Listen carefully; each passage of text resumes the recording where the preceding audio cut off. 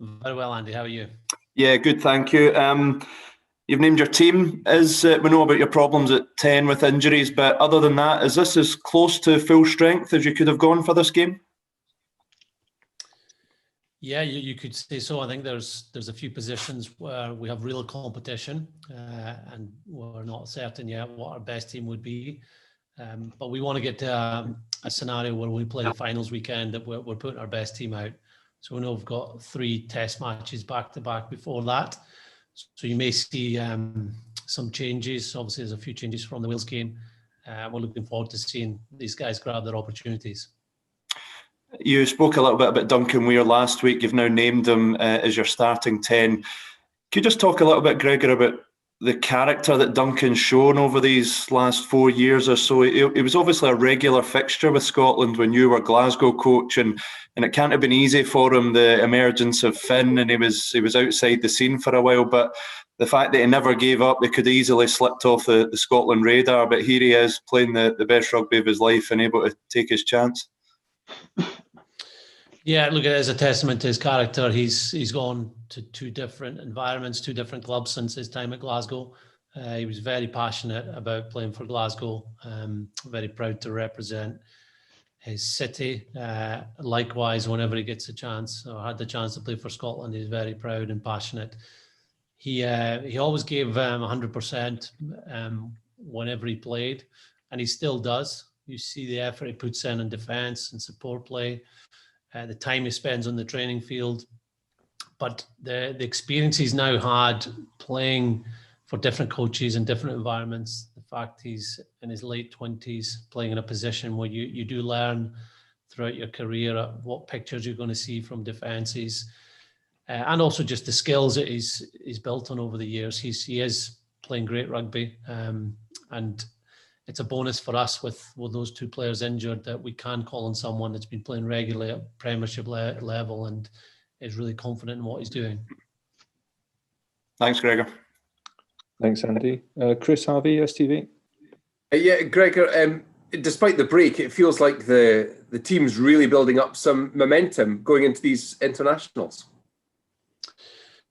Yes, it was good to carry that momentum on from what we'd started to achieve before the lockdown came out of March was excellent, and then just to see the confidence that they had down at Llanelli, even when we went behind, that they were together, and the win obviously means a lot to the group, that their work is getting rewarded.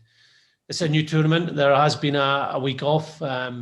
And it is a new team, so that's a challenge to keep this momentum going and keep improving, because there's always a lot of areas where we need to be better at. And in terms of the overall sort of trajectory, obviously the Six Nations coming up, is this really quite an exciting time? How would you position this in terms of the squad and the players you've got available and the kind of form that they seem to be emerging into? It is exciting.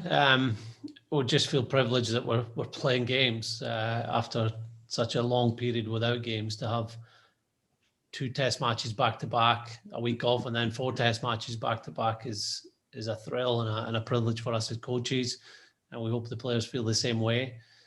It's a new tournament, and you go into a tournament aiming to do your best. It is different, and we know the Six Nations around the corner is our big tournament every year that we have to play our best in, given the quality of the opposition.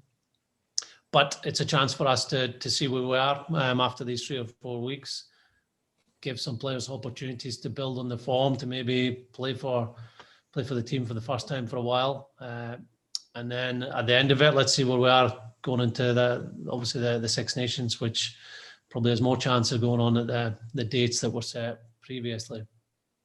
Thank you. Best of luck. Thank you. Thanks, Chris. Rory from PA. Hi there. I wondered if you could update us on Fraser Brown. Obviously, see that he's injured and out of the match. What's happened there, and do you know how long he's unavailable to you? Yeah, he picked up a head injury yesterday, so just a scrum collapsed, and he's fine. He had symptoms yesterday with a headache, so that ruled him out at the weekend. But he seems to be in a better place today. I was just chatting to him a half an hour ago. So we hope that he'll get through the required protocols and be available next week or the following week. But we just have to wait on that one. George Horn also got injured yesterday, so he just had a toe injury. I literally just heard the results back from his scan. And we hope also that he would be available for us next week.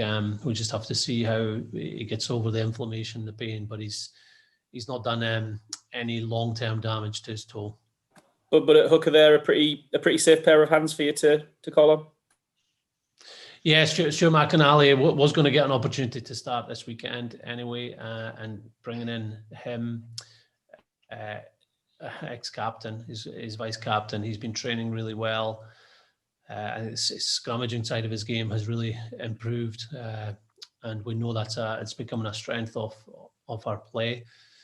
And also George Turner, who has been in excellent form when he's had the chances to play at Glasgow. And I think his last game for us was against Russia in the World Cup, when he either scored 2 or 3 tries that day, but he did have a very good game. So we know we've got 2 very good hookers that can come in, and we hope that all 3 of them are available next week. Thanks.